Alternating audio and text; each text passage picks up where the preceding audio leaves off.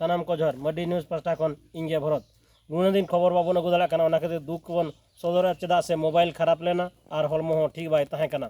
तेहेना मुख्य खबर बन बड़ाया पेट्रोल डीजेल और सीएनजी गैस 10 दिन मध्य पे धाव बढ़ाव kana 9 टाका खन जस्ती बढ़ाव kana सुनुम कंपनी को लयका आरो बढ़ावा मेनतेन गंजाम रे मिटंग 9 वर्ष रे गिद्रा सेता को झंपा हकादिया और को गेर हकादिया उना हो पुनी टोला तला रे को नंका हकादिया उनी घायल कांते हॉस्पिटल रे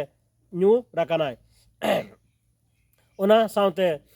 सितुंग नंका गे मे लास्ट धरी तहना और तरासिंग अक्तो दो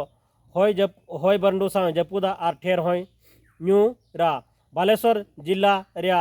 बालेश्वर और भद्रक रे इटा कंपनी इटा भट्टी चितान रे सरकार नजर पड़ावा कना चेदा से इटा बेनाव लगे हासा को लाया और हेंदे धुआं को आगा मेनते सरकार अभियोग परिवेश बड़ीजो कना जदि नंका इटा कंपनी चितान रे नंका इटा फैक्ट्री चितान रे नंका जुलुम चलू एनखान अब बन ओलागा चिकते ओना साउते और वाशिंगटन रे बाहरे मिटन गुलिकांड हुई कना 25 राउंड गुलिकांड घटा वाकाना और उन अक्तरे डोनाल्ड ट्रम्प ओंडे उपस्थित तहे कना अकय गुलिकांड का उनी को गुली काते को गज रुड़ा कादिया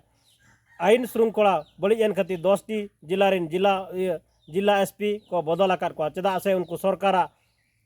कथा अनुसार आईन बाको चलू दाड़ा कना मेनते अभियोग काते 10 जिला एसपी को बदल आकाद को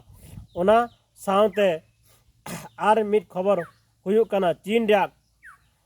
कुइला खुनी रे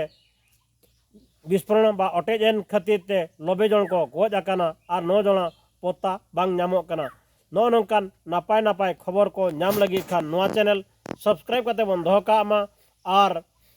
नोआ खबर जदि नापाय बन बुझेया नंकाना न्यूज जदि मलांग नाम लगी बन आशाया एनखान सनाम कोठे नोआ बन शेयर मा बन और बन लाइक मा तबे सनाम को जोहार।